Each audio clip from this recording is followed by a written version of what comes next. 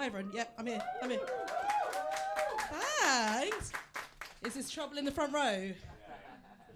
Come on, I was in you three. That's right. All right, how is everybody? I'm not usually that hostile to only to people I know. I know who might be getting chucked out. There's no interval, but take your coat off, mate. Anyway. My name is Suchandrika, and I miss Amy Winehouse. Does anyone else here tonight? Yeah, I see some nods. Yeah, there were some competition winners. Do you want to make yourselves known? I won't pick on you, don't worry.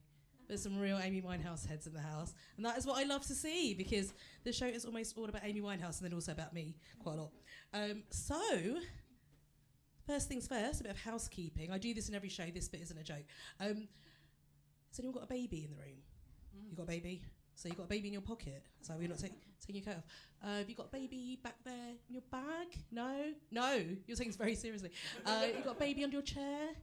People have smuggled babies in before. The very second time I did stand-up, so I started in January 2020, and then bad stuff started happening to comedy a few months after that. And the second gig I did, very second gig, a place called the Bill Murray, somebody brought a baby in. Now, I do know these two people brought babies in, one baby in, and it was tough because the baby started heckling me. And it's weird because there's no way to respond to a baby heckler that makes you look like the good guy. So the baby's sort of making sounds, and I was kind of like, what should I do with this kid? Like, first of all, it's with a pair of bodyguards that kind of share its face and do not look like they want any trouble. So maybe not that. And I've got to be honest, like, the baby was pre-verbal, and I hadn't sort of done my throat warm-ups, plus there's no soft play around because bloody health and safety gone mad, so I should have prepared that. And also, I suppose I have to say this, let's be honest, the baby's now 3. She's 4, she can fend for herself. The baby was milk drunk. Some people in the audience can be drunk, but usually it's not on milk. And she felt, I suppose, the calcium does for her in the milk what the iron does in the spinach for Popeye. And she thought she was bulletproof. She would not stand down, which she wasn't really sitting up at that point. But the problem was there was no way for me to really deal with her and come out looking like a decent person. So no babies, okay, cool, fine. If I do hear one, I hear they get mobile after a while, guys. So if I do see one, it's out. It's out. So, anyway, what was I talking about? Amy Winehouse. Why did I write a show about Amy Winehouse in 2021, and why am I still doing it for the last time in 2022? Well, I suppose that I was getting nostalgic in the lockdown. Remember that whole thing? We're still in the pandemic, apparently, but let's not think about that.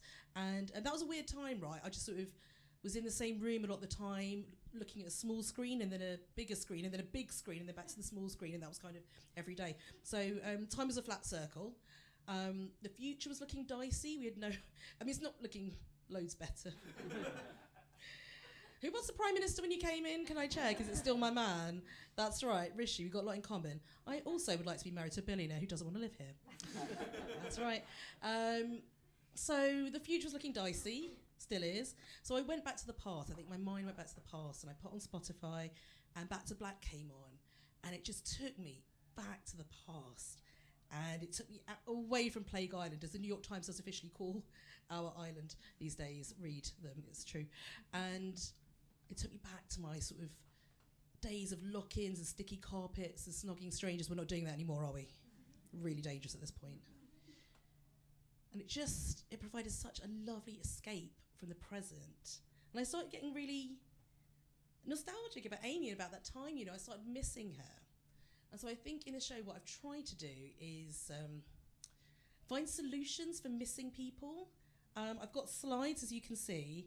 I've got a laser pointer. And don't worry, I've been trained, I will not point it into the crowd. And we're going to figure out some solutions for that, I suppose. And since I wrote this show, a few people I mentioned in the show have died. I don't think it's me. So Angela Lansbury, I've got a joke about her. It was always nice. It was about keeping her alive. It doesn't play well now, so watch out for that one. We're going to have to be very careful. Obviously, really big one, the Queen. Did anyone meet each other in the queue? Was anyone in the queue? No, I don't get that kind of crowd. No, I don't do queue jokes for that reason. But yeah, so stuff has really happened in the last 18 months. So there's going to be some thinking on the job here. But yeah, what also interests me is the sort of parasocial relationships we have to people we don't know. That's a good... I asked for a sticky floor, and I go on. The kind of parasocial relationship we have to like celebrities, like me to Amy, because I never met her, but I feel like I know her. The one that maybe people had to the Queen. The ones we have to other people. So those are the kind of things we're going to get into. But firstly, back to lockdown, because I will have to remind you that terrible time. I suppose the internet made lockdown possible, like made it happen that we could live through it, right? Like with the internet, you could video call someone on the other side of the world and be talking to them in a second, right? The only problem was you'd just be pixels on a screen. You couldn't reach out and hug someone or kiss someone or comfort them. And I think that's what we need as human beings. I think that's why I wrote a live show as soon as I could. We need to be in a room together, and just turning up on someone else's screen felt like being a ghost or a hologram in your own life. You may as well be a brain in a jar. Ideally a jar on wheels, but who would push you around? So that was a difficult time, I think. But what would be even worse? I've been thinking about this, because I had a lot of time between screens back then. And what would be even worse probably is a 90s pandemic, like an analogue pandemic. And I'm assuming everyone here would have been a teenager back then. That kind of works with this audience, but there are some where it does not. And we just go with it. But an analogue pandemic, so for me that would be like, I'd be living back at home, which is a place called Hornchurch. So anyone who doesn't know me in this audience, heard of it? Yeah? Yeah, people never go, yes! People go, yeah. It's like, it used to be Essex, now it's London, but neither wants it. Recently demilitarised, it's safe, it's very safe. So I'm from there, and I'd be living at home. So that'd be nice, I'd have a garden, which is better than what I had during the pandemic. And I'd be living with my parents and my older brother, so that'd be good, people to look after me. But already we're running into problems, already there are issues. So my dad being a GP, he'd obviously have to like deal with the rollout of the vaccine, looking after his patients without any proper internet. That would be tough. I mean, we had dial-up, but only one phone line. So he'd be on that, which means no Bebo and no MSN Messenger for me. Is my crush really alive? If I'm not there to read a status. I don't know. It'd be tough. What else would be going on? My brother would be at home from uni, so he would have been at Sheffield Uni towards the end of the 90s. He's 7 years older than me. So that'd be cool. I'd have someone to hang out with. Obviously, he would love hanging out with a 14-year-old girl who he's related to. That would be his jam. Really keen on that. But the fly in the ointment. Come in. I'm a nice comedian. Don't worry, I won't be mean to you. The fly in the ointment, I should definitely stop calling her this. My mother. Stay with me on this. The thing is, I wouldn't be able to go to school, right, because there'd be no Zoom to do online classes. But my mum, being a teacher, would also not be able to teach her classes. So she'd be wandering in the house going, I'm sure there's people who need teaching around here. I don't know why I'm doing this. This is not an impression of her. And so me and my brother would be on our bikes, and off we'd go. So my brother had like a blue BMX bike for men. So he'd be off. He's always been a foot taller than me, so he goes. I think he's still growing. And I would be on my little pink and white bike called Malibu. For girls. Stabilizers off at this point, don't worry about it, guys. And my mum having a car would probably catch up with me quite quickly and round me up and take me home. I don't mean to make her sound like a child catcher. But let's be honest, so I would not have the freedom I would have liked. I'd be reading 17th century French poetry by lunch time. So that would be my pandemic. So it was probably quite good it happened when it happened, like in terms of my life and my development, which is the important thing about the pandemic. Welcome to the show, guys. That's the vibe. But anyway, no, you're all here for Amy Winehouse content, I believe. I've got a slide for that. It's quiz time! So we've got a little quiz. There are no prizes. Now, I was trying to explain this earlier. I did try to buy prizes. I tried to buy stickers with the logo of this show on. Two things got in the way. Brexit and... it's true. It's like a Spanish company, and it didn't come to me for 3 weeks or something because of Brexit. They actually blamed Brexit. And then when they turned up, they were this big. And I just thought as a prize, it's a bit like going, like it's like sad trombone. So, but I will get you a drink in the bar. If there's a clear winner, maybe. We'll see. Okay, so first, feel free to shout out. I'm a nice comedian. Don't worry about getting it wrong. That's almost funnier. And let's see what happens. Right. I'm waiting for some big Amy heads to get all of this right. Nothing could be better, though, than when I used to have the question, what was Amy's middle name? Do we know? It's Jade. But an elderly gentleman, this is in Brighton, yelled Arthur. And And that was quite early on in this, and I was like, this is going to be great, and he's now my best friend. So, what was Amy's first tattoo? This is almost as difficult as working out whether Shakespeare wrote all of those plays. So I've got two answers. I will take either. Poodle. What did we say over here? Poodle. Poodle, love that. And that's what I say when it's not right, because I'm nice. I'm nice. I'm nice. Oh, the pin-up girl. Keep that in, because I can never imagine the pin-up girl tattoo. Big one on the bicep. Tricep? I don't know, I've got both, don't worry. Great traps as well, thanks guys. I don't know what they are. Keep that in mind, but apparently not one of her first ones. What do we reckon? Horseshoe. She definitely had a horseshoe, didn't she? So I don't have that as one of her first ones. It was either a feather or Betty Boop. But there were quite a lot, guys. It's difficult. How old was she when she got her first tattoo? Do we think she was of legal age? No. Which is, I think, was 16 and is probably now 18. She was 15. She was 15, naughty girl. Amy got a tattoo of one of her family members. No, but it was...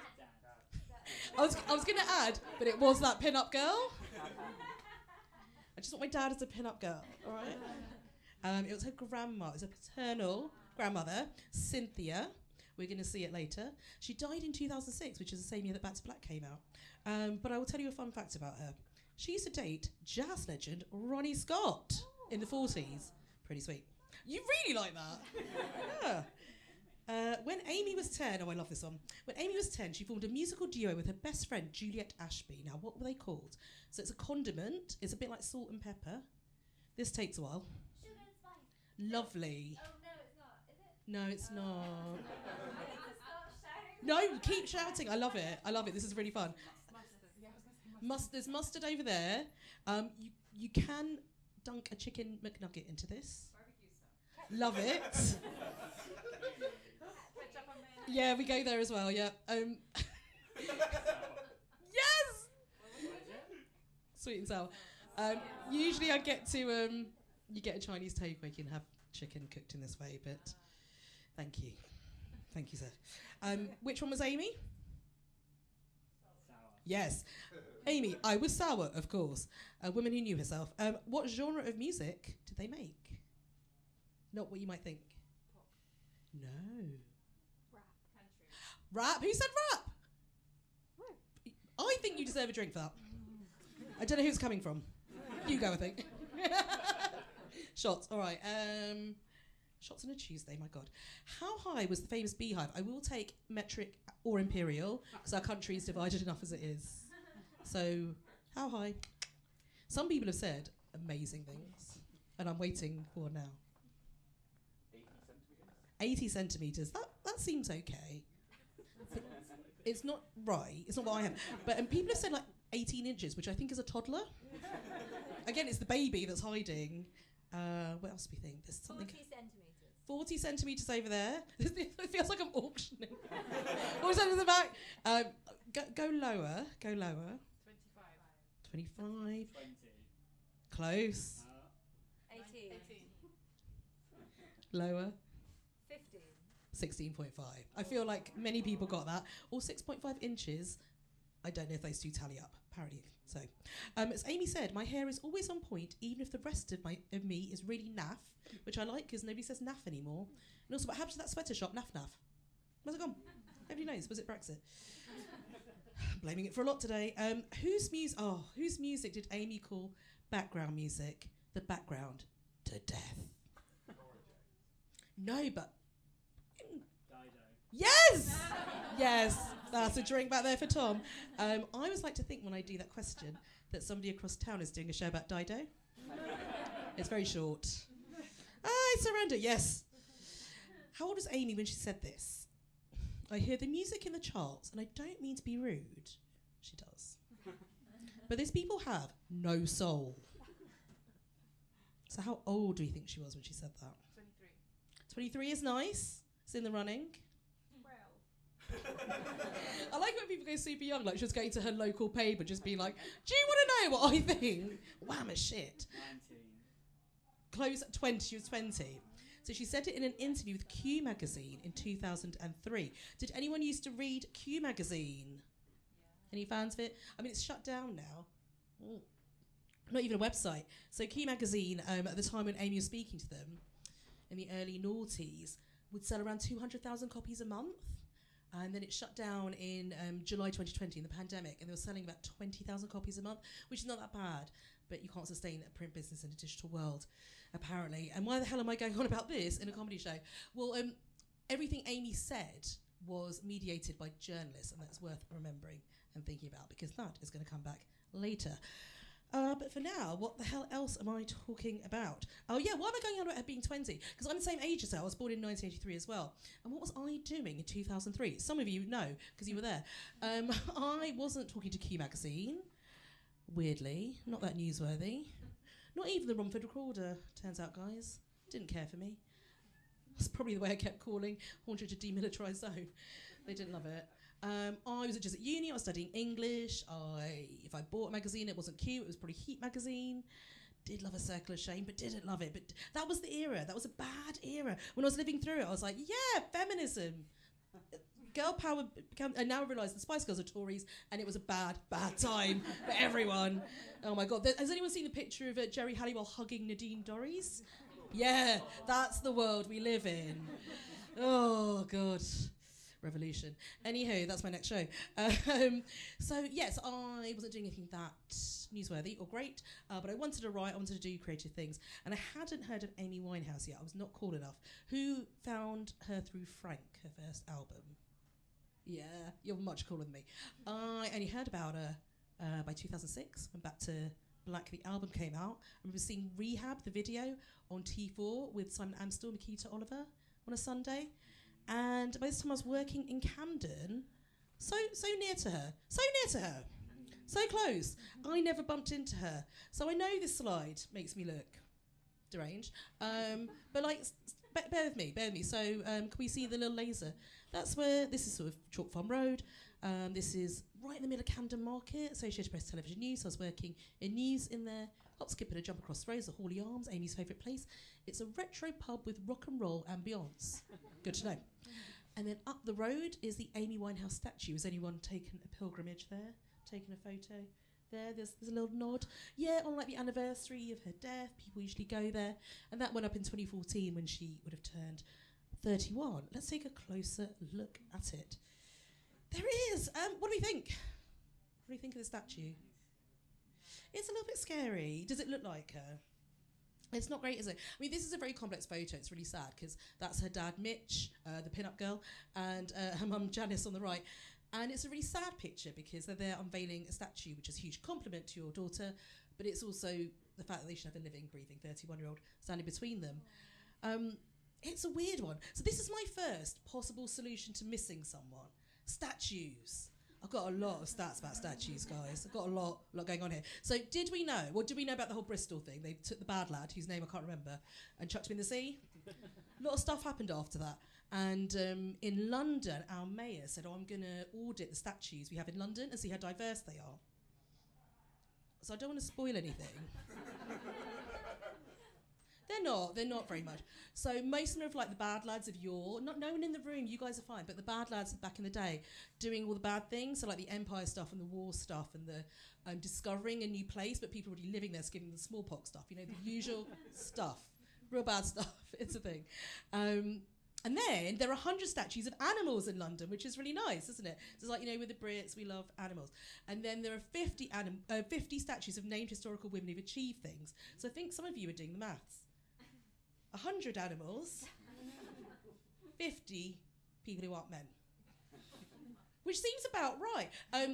Because I don't know if you've heard of this person who's like a member of American royalty, Kim Kardashian. She said recently, people just don't want to fucking work. They should get off their asses and work. And I take that to heart, Kim. Yes, we should. And of those 50 women, 3 are women of colour, which again seems exactly right. They only started existing recently. So who were some of these animals? Well, what do they do? So the first one is obviously someone who's gained a lot of prominence recently. Really been doing some big things, having marmalade sandwiches with the Queen and then ushering her to the after. No, it's not Liz Truss, who did kill her, by the way. She put one of those little buzzers on her hand when she went to meet her. And it was faulty. You should always check first when you're doing hilarious physical comedy like that. So it wasn't regicide, because because she didn't mean to. It was Regis slaughter. She should still be in prison though. Anyway, that's just me. Back to this. So the animals, Paddington Bear. That's what I'm talking about. Paddington Bear, one statue, Paddington Station. Who else? Who else got statues? Oh, unicorns. They don't exist. Not being a man, still a real experience in this world. 16 across London. And Scotland, I know, still trying to make them happen. Go on, anyway, any Scots? Yeah, I think we've got some Scots in. Keep trying, guys. Love you. Who else do we have? Oh, this is great. So we've got a gorilla. True story. I don't have one with me. That would be fun. A gorilla who's got 2 statues, which is almost as many as all women of colour ever, which again is exactly correct, and I'm behind this. 2 statues, 1 gorilla. That's a very early internet video. It's not Harambe, this gorilla. It's Guy the gorilla. They named after your brother. Yeah. Or was your brother named after the gorilla? I think it was that way around. So I don't want to blame more stuff on the baby boomers, but like they have really messed the world up. Sorry, parents. And they did mess Guy the gorilla up. So what did he do to get 2 statues? Did he invent a dance for the Bee Gees? Staying alive? No, that wasn't him. Did he find the cure for whatever Quaaludes do to you? I don't know what Quaaludes are, but they're very 70s reference. No, he didn't. Did he invent wearing a bow tie while naked, which is what Frank Spencer did in EastEnders after, like 20 years later? He didn't invent that, because he never wore clothes. He died of tooth decay. It's really sad, but like, I didn't go to the dentist for most of the pandemic.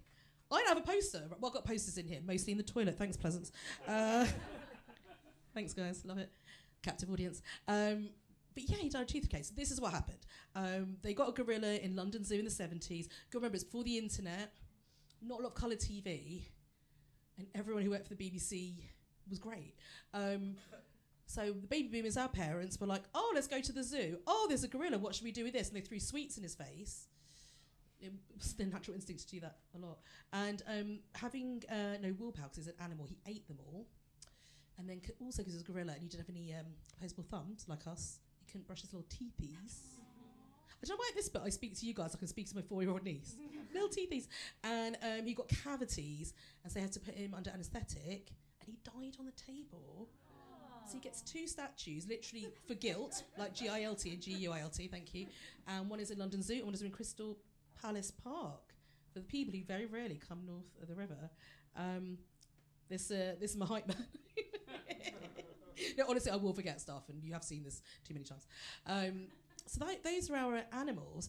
I will say that as a woman, I feel like, or as a person who's not male, it can be quite a high bar to get a statue. So the 3 women of colour, for instance, they are Mary Seacole, who was like the equivalent of Florence Nightingale back in the day in the Crimean War. And when she wrote her autobiography, there was a queue around the block for it. Now I'm working to get there with this show, but I will say none of you were waiting in the rain, were you? If only you were. Who else was it? Nicola Adams, Olympic gold medal winning boxer. I do boxing at the gym, but I'm not quite there. And Naughton Khan, an Indian princess, tick, who gave her life for the British Army and worked for us doing espionage in the Second World War and was executed by Nazis. And I will say that's a very high bar, particularly if I'm looking to try and get a statue, although Nazis do seem to be making a comeback, so just think about that. So, back to Amy. Like, this is a huge compliment. It's a massive thing. But it doesn't look like her. It doesn't feel like her. Like, it's like the yassification of Amy. It's like the Disney princessing. And I'm not trying to say she was ugly or anything like that. Not at all. Like, she had an amazing, fierce face. Like, all the emotions of her songs you could see across her face when she was singing. And this is a very cookie-cutter little Disney princess. And to me, it almost makes it worse. It makes me miss her more because it misses the mark. It's uncanny.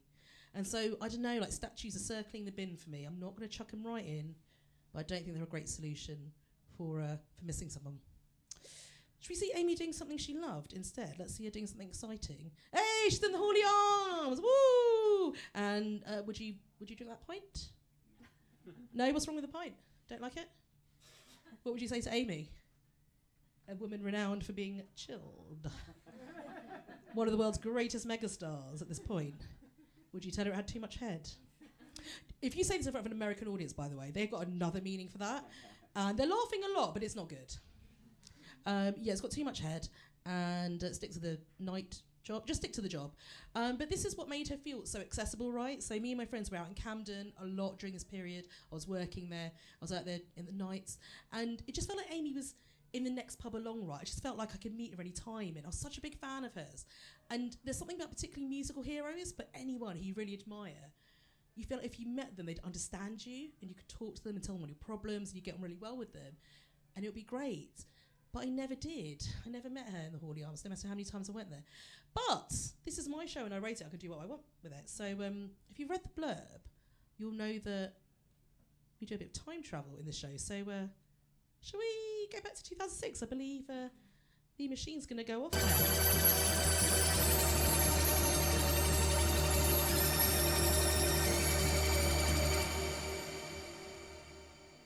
That's a new thing we tried, and I really like it. So we're back in 2006, you guys, and I'm in the Hawley Arms, and it's a lock-in, it's 3 a.m. So forget everything that's difficult about the present. Forget the word Brexit. Forget masks and social distancing and the words Prime Minister Boris Johnson all in a row. It hasn't happened. Maybe it never will. And I'm standing here at the doors, so Hawley Arms, and I can see Amy at the bar over there. It's one of the nights when she's in, and I can see her beehive, which is exactly 6.5 inches or 16.5 centimetres, bobbing about above the taps. But the thing is, there's like a mosh pit between me and her. There's like 30 people between us. And I will say I'm 5'3", and if I'm going to go anyway, which hopefully I won't, hopefully I'm immortal, it will be in a mosh pit. They're not made for one such as me. And I'm going, oh my God, I really want to meet her. I can't believe this. And then I'm like, who's that over there? Who's the tall guy in the hat? Is that the Babadook? No, it's too soon for that, isn't it? Is that Kate Moss with him? Oh my God, it's Pete Doherty. Guys, resume social distancing. He'll eat a big breakfast in your face and he won't care. Stop it. Don't go near him. Very niche reference there. Oh, who's that over there? Is that Hollywood star Kirsten Dunst? What's she doing here? Oh my God, she's dating Johnny Burrell of Razor. Do you remember that, guys? Circle of shame. Oi, Burrell, don't get that guitar up. Put it away. Nobody wants your golden touch right now. He was on Buzzcocks recently. I was like, Jesus Christ, how old am I? Anyway, he's coming back. They're all coming back. So I'm in the Hawley Arms, as we remember, because we're all back in 2006. And I see Amy, and I'm like, great, I'm going to go over to her. And because it's my dream, or because it's my show and I wrote it, the crowd parts and lets me through. And I go up to Amy and I go, oh my God, Amy, I can't believe I'm meeting you. She's like, all right, darling, how's it going? And I'm like, Amy, I've lost all my friends. Can you help me? And she kind of looks down at me. She doesn't mean to be rude or mean, but she's like, you strike me as a wanderer on a night out. You've lost all your friends before, haven't you? I'm like, yes. She's like, what's really the problem? Tell me, what's really the problem, Suchandrika?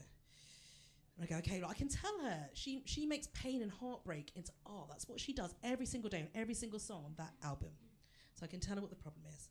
So they say, Amy, can you help me? I don't know what to do. My parents died.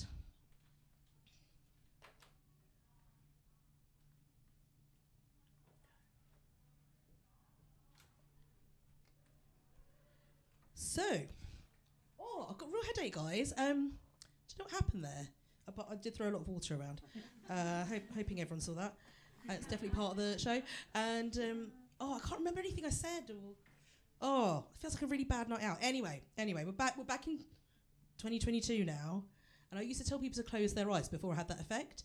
And somebody once kept their eyes shut for the rest of the show. So I don't do that anymore, so please make sure your eyes are open. So in 2003, Amy said this: writing is a very natural process for me. I wait for when I've been through some horrible thing and there's nothing I can do but write about it. And her producer, a guy called Mark Ronson, you might have heard of him, on Back to Black, said that she wrote the lyrics and the melody to the single Back to Black in just 2 or 3 hours, which is incredible. And back then I was really creatively stuck. I would have loved to have done something like that, but I wasn't really capable, probably because I kept chucking water on my most precious electrical items. And yeah, I wasn't able to do that back then. But I'm really pleased to tell you guys that I'm very creatively unstuck now. Things are great. You're at a show that I wrote for the last time. It's been going for 18 months. But also, I've been thinking of getting to this really exciting new creative space. You might have heard about it. Pun not intended. It's called podcasting. Podcasting? So we're into podcasts? Yeah, we're into podcasts. So what I'm going to do is I'm going to just throw some podcast pictures at you and see what you think. See if you like them. Thinking of going and pitching. Because, I'm just really excited at the thought of like hosting a podcast and building these parasocial relationships with people, like becoming like mini celebrity. Because do you know how this parasocial thing works? Like the hosts feel like they're your friends, particularly the amount of podcasts I listen to in lockdown, which is all of them all the time, particularly on those walks that we were allowed to have. And I found myself telling other people things that podcast hosts had told me as though my friends had told me them. Because you don't let many people speak to you through your phone except very close people to you and podcast hosts. To be honest with you, the parasocial relationship thing is why they can sell you so many mattresses. And I've got 47 mattresses at home now. I need to get rid of them. So I'm going to pitch some podcasts. I'm doing a podcast pitch sandwich. So the middle one's the weak one, if Angela Lansbury hadn't died. So let's just see how this goes, guys. Okay, so the first one is Murder She Voice Note. You can see this is the problematic one. So it's like true crime. Does anyone like true crime podcasts? Yeah, I don't listen to them. I don't like true crime. So I'm giving it a technological twist. So Murder She Voice Note. Now, the original joke was Angela Lansbury is 96. She plays the iconic, what was her name? Jessica, I've forgotten her surname. Thanks, guys. Who runs around Maine seeing all of her 57 nieces, that's too many nieces, and also always being at the scene of the crime because she's a crime novelist, or is she the murderer? I've seen a lot of YouTube videos and I have been radicalised. So that was the fun joke. And then I was like, oh, we lost Betty White last year and that was bad. We should sit her in a nice chair and get out WhatsApp and then a voice recorder and boom, we got a podcast. But then she died and then the Queen died.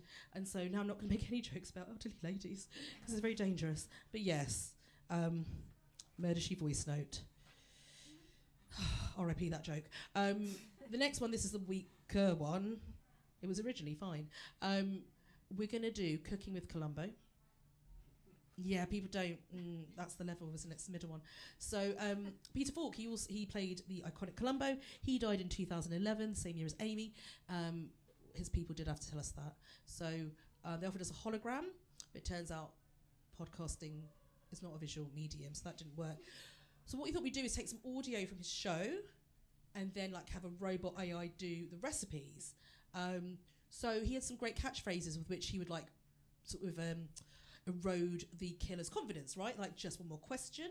Oh, just one more thing. Oh my God, I'm going to tell you. Just one more cornetto. You're confessing. Yeah. And yeah, so I suppose, okay, that's the bad one.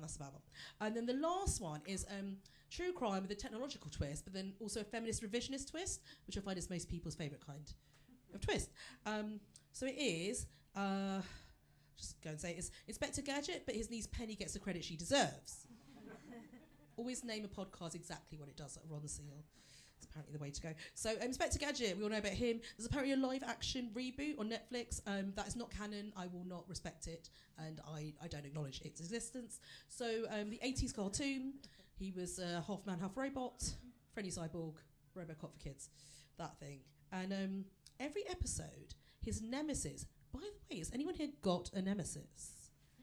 How hot would it be to have a nemesis? They're obsessed with your every move. They want to ruin your life. They want to get all up in your life and see what... They love you. Their nemesis is just a way of saying they've got a crush on you. And maybe I could pitch a little app. Hater. Just a thought. There are probably lots of nemesis in my immediate area. Hopefully none of you, but give it another 40 minutes. So every episode, Dr. Claw, his nemesis, tries to ruin his life, take over the world. And who stops him? Is it our friend, what's his name? Inspector Gadget? It's not. No, it never is. It's always his niece Penny, about yay high, blonde bunches, 8 or 9 years old, smart. Or his little dog. One looks like a cloud. She's just doing a woman's job. She's doing the job of the man in the title, as so many of us are. And she's getting no credit, no statues for it. Yeah, no, I'm hearing it too. I'm hearing it too. I'm not dealing with that bombshell I just dropped on you a bit earlier. Has anyone been to Edinburgh Fringe before? Yeah, we've seen Edinburgh shows before. Have you heard about something called the Dead Dad Twist? No. Well, it's a very inside comedy thing. It sounds awful, doesn't it? Very bleak. So about not usually when people are doing their debut hours, I just really went for it. But usually a male comedian, he's doing his hour. And about 40 or 45 minutes is a tricky time. People are thinking about the next show. They're getting antsy. These would be great seats in Edinburgh. You can sit on some absolute trash up there. It's bad. as a beat, you need to change the energy, change what's going on. And so what you'd have is someone who's like been talking about his dad, is this fun guy. Like dads are funny and mums aren't, so it's usually a dad. Don't know why. And you'll be talking about him as though he's alive. Then at 40 or 45 minutes in, he'll drop it on you.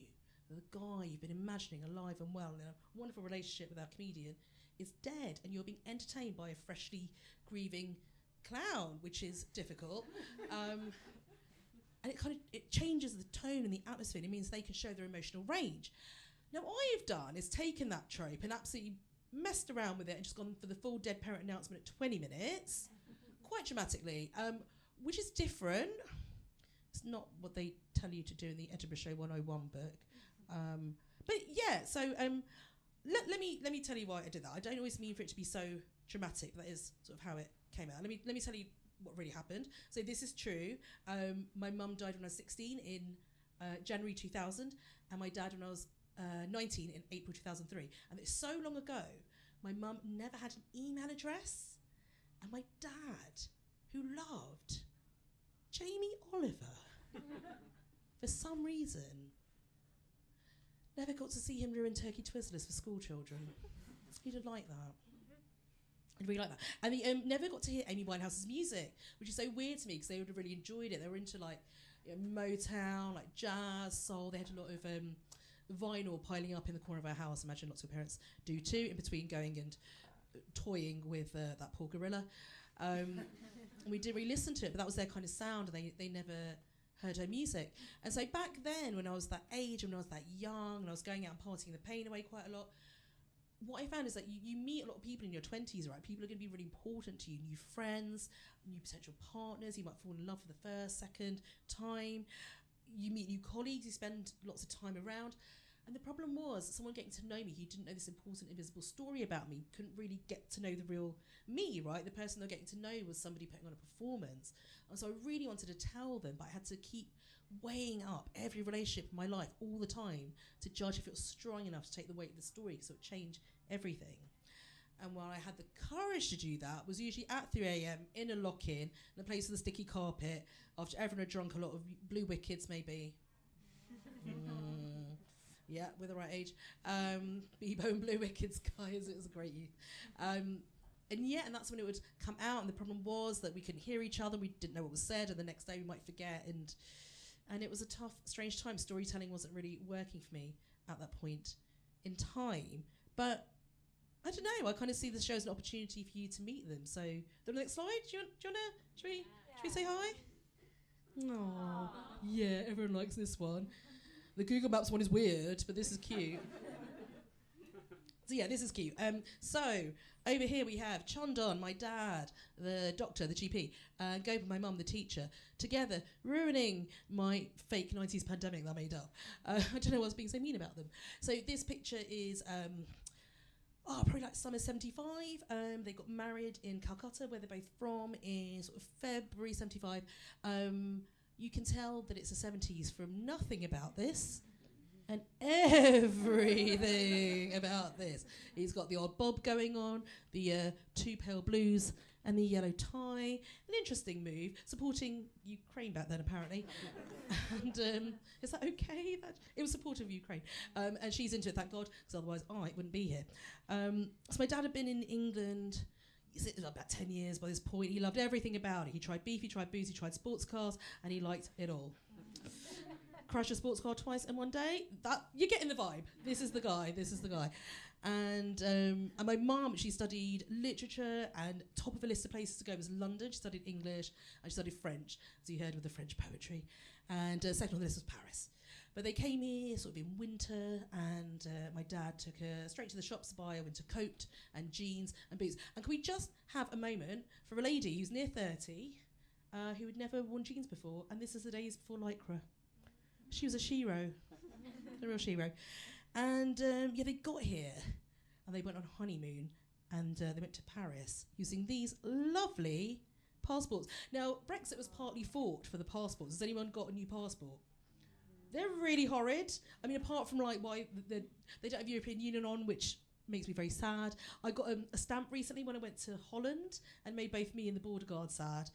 And they're just ugly. And also there's like the main picture, then there's also a tiny picture of your face, a little oval, and it looks like you're looking at yourself stuck down a well. And I don't know if that's like, look into the future, this is our Brexit future. I mean, it could be, but it's just weird. But this is great. This is like Indian madmen over here with a little eraser head at the top. And she couldn't put one of her pictures of the beehive on there because it wouldn't have fitted. But I can't tell if these are progressive or aggressive passports, right? Because over here it says signature of wife. My dad was a young bachelor man doing young bachelor things.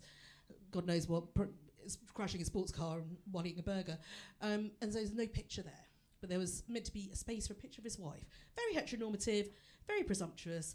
And when my mum got her own passport 10 years later, she had a picture in her own one. She didn't have to go into his. But what I like is that hers still says photo of wife. Maybe she could have done with one. Did anyone ask her? Did she have a choice? Who can say? So beautiful passports, beautiful studio photos. Don't worry if I was going to say Priti Patel, whoever is Home Secretary at this point, and I can say this, but most of you can't, horrifying British Asian Tory, is listening. They were naturalised immediately. Don't worry about it, guys. We're safe. So they took these, went to Paris.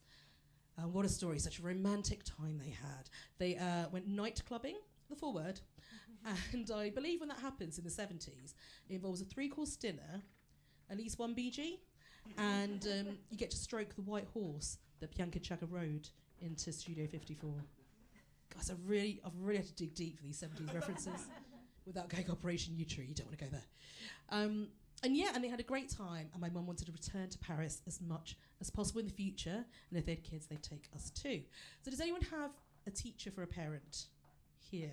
I see a nod, and one over there. So Sarah at the back, what does your parent teach? She was a primary school teacher. So a bit of everything. Did she have primary school voice when she came home? Sometimes, yeah. It's just hard to get. She also taught me at the primary school that I went to at times. So. And how old were you when you went to that primary school? Like 10. Primary school age. Yeah. Okay. Well, Just checking. She's like, you got to come back. You got to come back. And over here, what was? My mum was a primary school teacher who also taught me at my primary school. I feel like there's a childcare issue here because our society doesn't really help parents. So fair play to your mothers, they made it work. Did she have primary school voice when you came home, or was it just seamless alphabets to eat your dinner? Seamless. Sorry? Pretty seamless. Pretty seamless. Go on your mothers, well done. My mum taught languages mainly, like English as a foreign language. She taught French. And when we'd go to Paris, her main thing was like to get me and my brother sort of like working on our accents, trying out a bit of vocabulary on people. Because she didn't realise when you bring up children in Britain, they're only allowed to have one language. She didn't know that, it's very sad. And when people did try to teach me a language in the place known as Hornchurch, I came home from my first lesson and said, "Bonjour, maman." And she was like, no. So when we were in Paris, she'd be like, "Oh, go and ask that man what time the market's open. Go and ask that woman where the Louvre is." So I'll go up to people and be like, "Bonjour, où est le marché? Bonjour, à quelle heure le Louvre est ouvert?" It gets tricky when there are tenses. And they'll be like, "Une autre question? Une autre chose? Un autre cornetto." That's right. She went to all that effort for that callback to Colombo in French. Yeah, I think it was worth it. So I think my mum's generation had an Amy Winehouse of their own. I actually think it's a part of human psychology to have an Amy Winehouse, to have sort of parasocial relationship to someone. I think it could be a celebrity, it could be gods, it could be monsters, it could be fictional characters. But I think it's something we all need. And this was my mum's generation's mum. Anyone else's mum? Yeah, the mums loved her. So this is Princess Diana on the day she got married back in 1981. Most of us weren't invented then.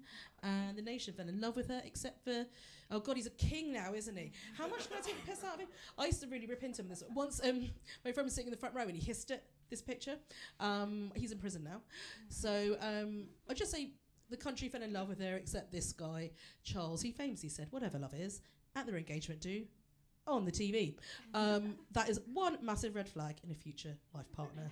Just wanted to say. But my mum absolutely loved her, and she cried so much when Princess Diana died. It was 31st of August 1997. I was 14. I was asleep because the news came through very early in the morning. I was like 10 inceptions deep. Like, Leonardo DiCaprio would be skiing through a lot of crap to get me. I was probably dreaming about MSN Messenger, dreaming in MSN Messenger. And she was crying when she woke me up. Diana's died. And I was like, who the hell is Diana? We got Auntie Diana in the attic. Dirty Diana, what? And she cried for her like a friend or a relative had died. And I didn't understand it, you know. But she felt like she knew her, particularly since Diana had sort of revealed so much about her own feelings, what she'd gone through, and about the inner workings of the royal family, right? With all the divorces and all the insanity that went on, they were like, all of our families. They felt very relatable back then. Now it's, Andrew doesn't help, does he? Anyway, how much treason can we have? Okay, still more, says my lawyer. So she absolutely loved her. And the next time we went to Paris, it was the last time, it was in 1998. And she wanted to pay her respects. But before we go there, quick look at the statue. Because this is the solution I haven't thrown in the bin yet. Solution to missing someone. How do we feel? What does this make us feel? That's not a good silence. It's a very thick silence. So this one only came out a couple of years ago, didn't it? Sad stuff has happened to the lads. Don't put too fine a point on it, but that's not the best angle. Is it okay now he's Prince of Wales? I don't know. I mean, she was a famous beauty, world famous beauty, dressed very well. Also, whose kids are they? And I don't want to call another woman a child catcher in the show. It feels very unfeminist for a very feminist show. But whose are they? Should they be returned? There's apparently a third one around the back who's trying to escape. It doesn't help us if we miss her. It doesn't really help. My mum would not have enjoyed seeing this, I think. She might want to lay flowers there, but she wouldn't know who she was looking at. So we went to Paris. We went to a place called Place of the Flame. It's you know how France gave America the Statue of Liberty, but they did what we all do with presents, which is take the best bit, the flame, and keep a large version for yourself. And they had that in a little plaza next to the tunnel where her car crashed. That's where everyone had put flowers and stuff down. And so we went there, and my brother was there. He was on photography duties. He didn't have to get emotionally involved, such is the right of a son. But my mum wanted me to be very emotionally involved. It was a real mother-daughter moment. And she was crying and crying, and I was 15, and she wanted photos and wanted me to really get into it. And I didn't know what to do. I was looking at the flowers and all the cards, and I was like, acting I was like, at the Louvre. Yes, sincerely. Yes, she was a mother. Is that a Beanie Baby? That's way worth. I did not steal any Beanie Babies, or I wouldn't be doing this job. I'd be a multi-millionaire by now. And it was a really odd day because I couldn't get into the head of all these it was sort of women of my mum's age who were very sad and very sombre. And I forgot the worst bit. The cars hadn't been told to slow down. In respect to what happened. So we were surrounded by cars going like 50, 60 miles an hour. So everything was flying off the roundabout. And I just got a Rachel hairdo, Rachel from Friends. I don't remember. Not very good on my hair texture, which is quite wavy. So my brother's taking photos and I was trying to like keep my Rachel in place. And I wasn't really getting the vibe, is what I'm trying to say. And I thought of that day, 14 years later, July 2011, was Amy Winehouse died. So first up, let's all just mention the elephant in the room. This is a lie, Camden Square, it's a full rectangle, thank you, yes. And so she died on a Saturday. I remember hearing the news at lunchtime. I was at home, but I didn't go down there on that day. I went down on Monday. I went into work and they said, can you do some vox pops? Because the mourners are still there. They're sort of all thronged around her flat. So this is her flat here, and this is as far as I could get, because there were so many people to step over, right? And these kids were young, right? I was 28 at this point. Amy didn't get to 27. But these were like late teens, early 20s. And I went at 11 in the morning, and they were smoking what can you imagine was really good shit in terms of the weed. I was getting high off their supply. They were drinking little bottles of alcohol, like hotel bar ones, and they were crying black eyeliner down their faces. And on the surface, it feels like a mockery. But I don't think they were doing that. I think what we'd call it now is pouring one out for her. I think they were saying thank you for the good times. I think they're there to witness history as well. But I think they were saying thank you. And what I realised was, when you have a parasocial relationship to someone, when they're just an idea and you never met them, then grieving someone can bring you closer together. Because in my experience up to this point, I grieved someone in my life, someone I knew, someone who loved me and I loved them. And when you lose that person, even someone else who knew them can't get inside your grief because it's your specific relationship to them and it's very lonely. And then I suppose in the course of doing this show 20 times in Edinburgh, it's a great month, really strong month for me, felt great. I I realised that what's so difficult about the grieving process is that someone you have a relationship with, it becomes a parasocial relationship. It goes from a two-way street to a one-way street, and you have to imagine how they'd react to you, and you have to imagine everything, because they're not going to be there to tell you. They're just an idea. And when it goes that way, it hurts. That's what's so difficult about grief, I think. We're going to get funny again soon, don't worry. But not quite yet. I'm going to put this in as another solution for grieving, although I don't know how many of us have memorial tattoos. Okay, it's a thing. It is a thing, definitely. The thought of carrying something around in your own skin, I can really see why people would do it. I've just never had a good permanent idea for a tattoo, otherwise I'd do it. But I think it's very beautiful. And that's why I put this up here and say, this is the pin-up girl you might have had in your mind. At the beginning, it's really famous. And actually, it's been hidden all the way through these slides. Go back and have a look when I don't know, put them on the internet. It was in the, when Amy was pulling a pint of Holy Arms. It's on her arm there. We're going to see it in performance in a minute. But in everything she did, because Amy was so famous, you would see this pin-up girl tattoo of her grandmother Cynthia, who died just when Amy became a superstar. And I guess I wish I'd known this at the time, because I would have felt understood, I suppose. But do you remember how the media covered her? And it was more of a drinking culture back then, but there was a lot of stuff around her partying. But as someone who lost someone really poor in my 20s, I know that you're not mature enough to mourn in the right way when you're that age. You do drink the pain away. You do party the pain away. And so it made a lot of sense to realise that she lost her grandmother she was very close to, who sort of suggested she should get into music and take it seriously, because she dated Ronnie Scott. She knew jazz. She knew her stuff. And she lost her in May 2006, and Back to Black came out in November 2006. And a lot is made about her breakups and her romantic relationships. But her heart was also broken by losing a parental figure in her life. And so she had this tattoo, which is now so famous that I'm talking about her to you, and some of you remember this tattoo. That's the effect of it. So we can't ask her if it helped her with missing her grandma. I think it's quite a good one. I'm gonna keep this as a potential solution for missing one. And well, let's see it on Amy's arm doing something she did best. Here is Amy singing my favourite song of hers.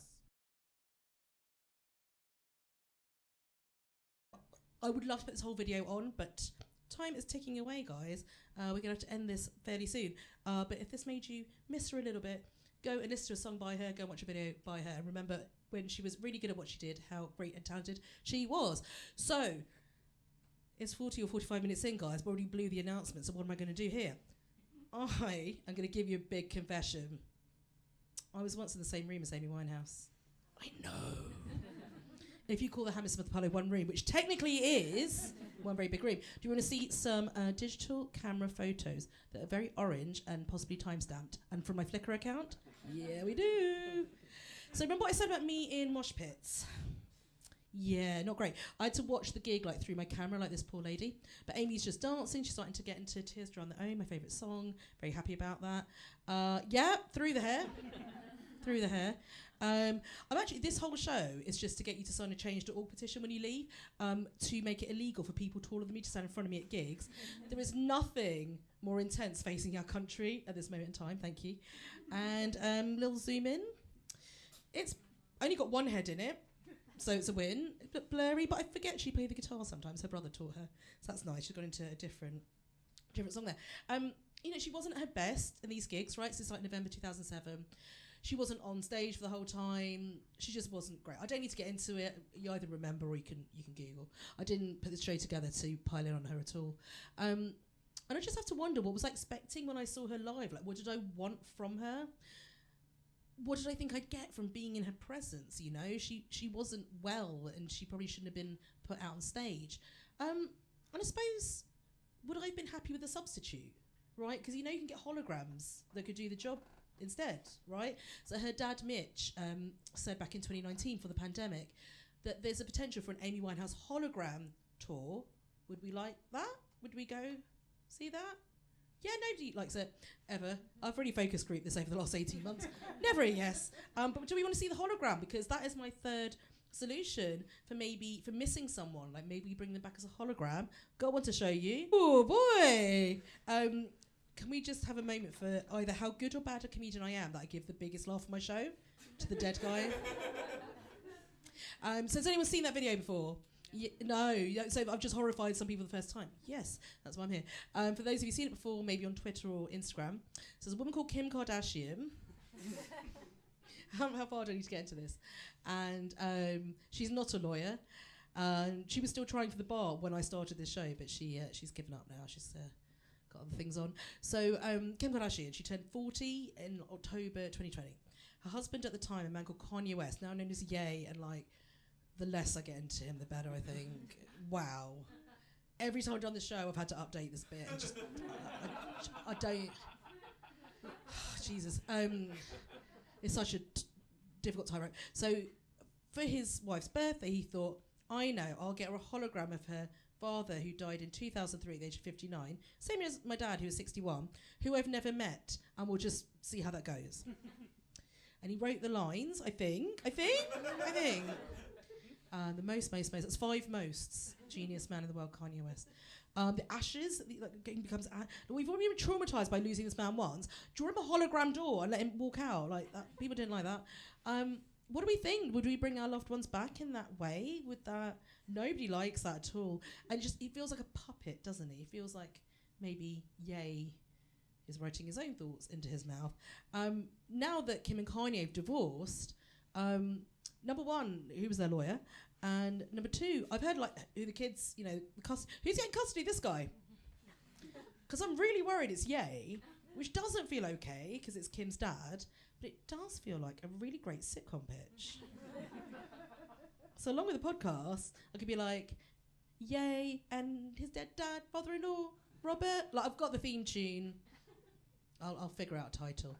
But yeah, it feels weird.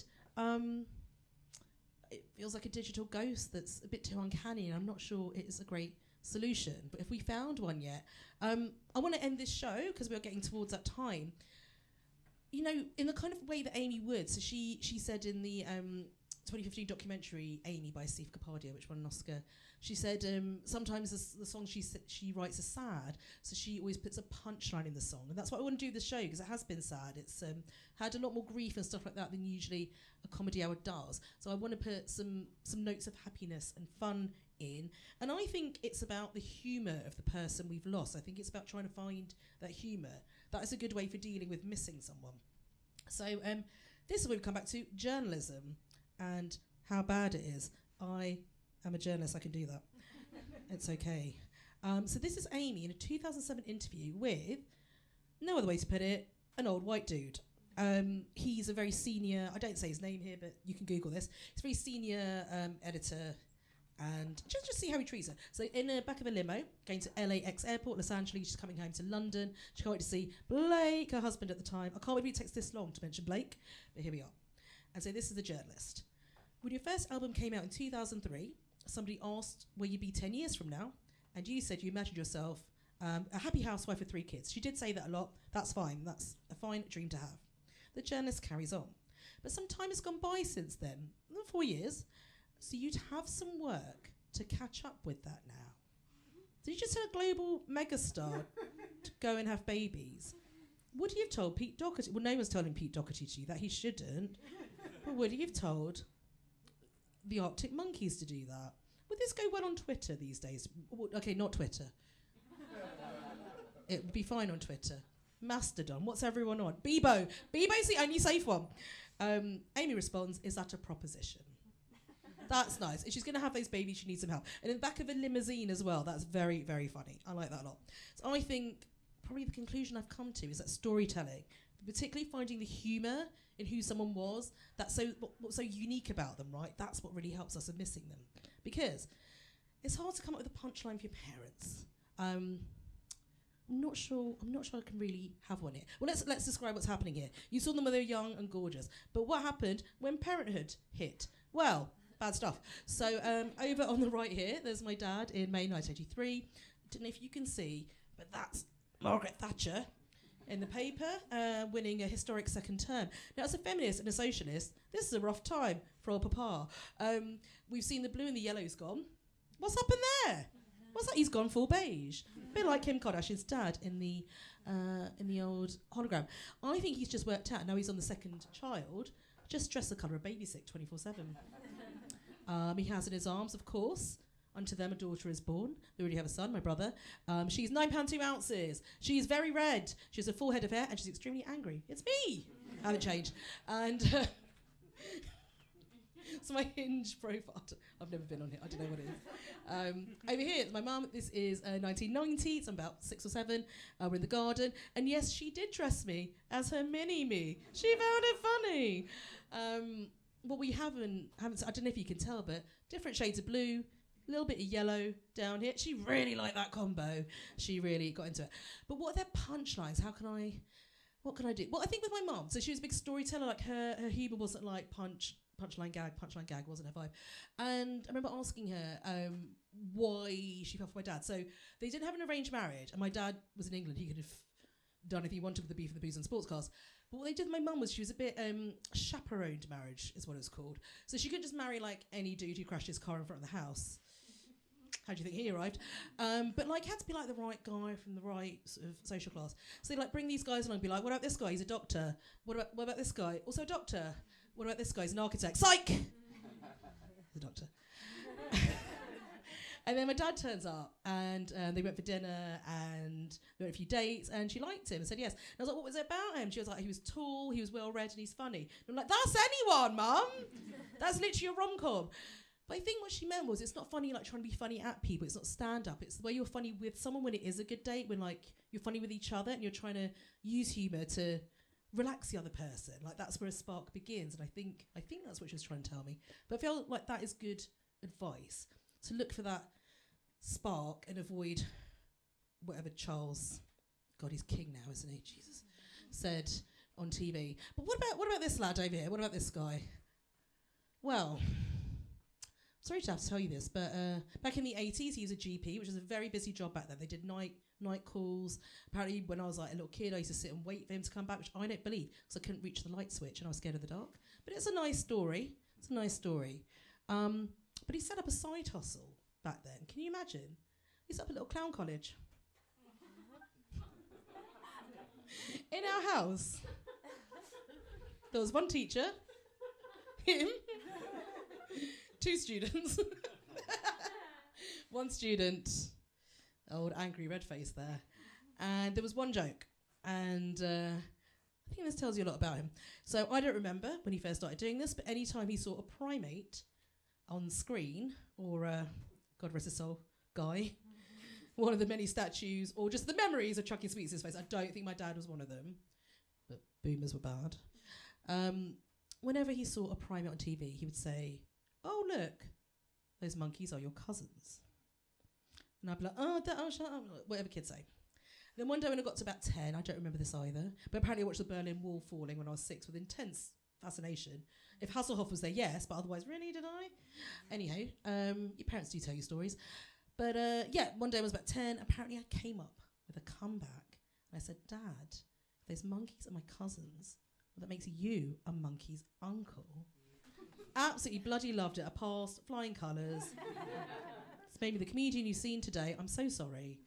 But you can blame him fully. But I think that is my punchline. I think that's the best I can do. I am going to end this show in the most terrible way possible, which is very sincerely. And, oh, no. In comedy. Oh, my God. And I suppose what I have to say is this, is... if you haven't lost someone, I'm not sure I can describe it to you, but if you have, you will know what I'm talking about. And what that is that it's so magical to make them visible again, even for a really short time, even for about an hour, to get to meet the people who never got to meet them, to just have your memories in the room and have other people's imagination meet that and conjure them up. And it's not exactly right, and it's not completely faithful, but it helps you miss them. It helps you with missing them for a little while. And I suppose that's why I wrote a live show about this, because there's nothing more alive than standing up here, chucking water all over not only your first controller, but your spare one, and hoping it still works. So it really has been a very alive feeling tonight. But yeah, I suppose that is my my solution for missing someone. It's the stories and finding the uniqueness, the humour. I think that more than anything, laughing with, at, the memory of someone is the best way, right? And it helps you with missing them and it gets them across to other people.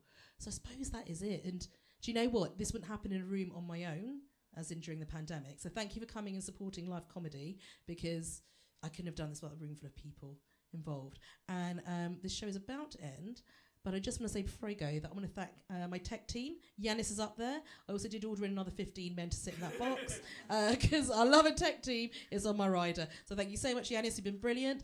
And let's go out with a little banger. It's Valerie. Thank you so much.